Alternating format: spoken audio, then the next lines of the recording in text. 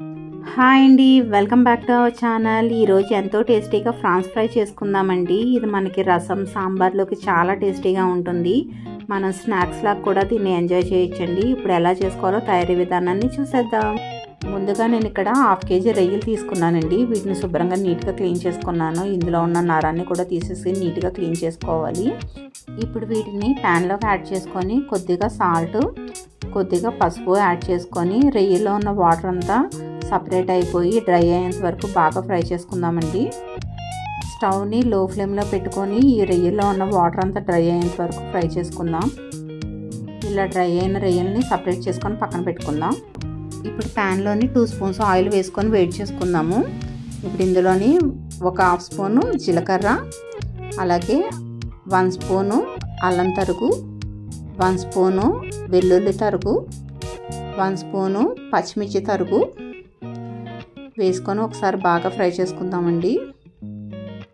ఇవన్నీ బాగా ఫ్రై అయిన తర్వాత 2 రెమ్మల కరివేపాకు, అలాగే ఒక ఉల్లిపాయని చిన్న చిన్న ముక్కలుగా చాప్ చేసుకొని వేసుకోవాలండి. వీటన్నిటిని గోల్డెన్ బ్రౌన్ వచ్చేంత వరకు బాగా ఫ్రై చేసుకుందాం. ఇలా బాగా ఫ్రై చేసుకున్న తర్వాత ఒక 10-15 జీడిపప్పులని నానబెట్టుకొని ఇందులో యాడ్ చేసుకొని ఒకసారి మిక్స్ చేసుకుందామండి.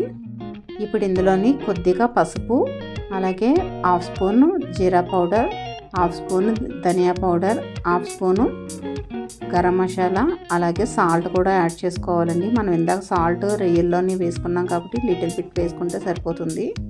ఇప్పుడు ఫ్రై చేసుకున్న ప్రాన్స్ని కూడా వేసుకొని బాగా టాస్ చేసుకుందామండి. మసాలా స్పైసెస్ అన్ని రొయ్యలకు బాగా పట్టేలాగా బాగా వేయించుకోవాలండి. ఇప్పుడు ఇందులోని ఒక 1/2 స్పూను పెప్పర్ పౌడర్ కూడా యాడ్ చేసుకొని బాగా మిక్స్ చేసుకుందాము.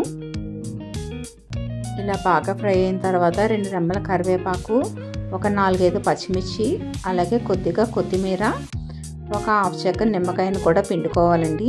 వీటన్నిటిని బాగా కలిసేలాగా కలుపుకొని స్టవ్ ఆఫ్ చేసుకొని సర్వ్ చేసుకోవడమేనండి. చాలా చాలా టేస్టీగా ఉంటుందండి.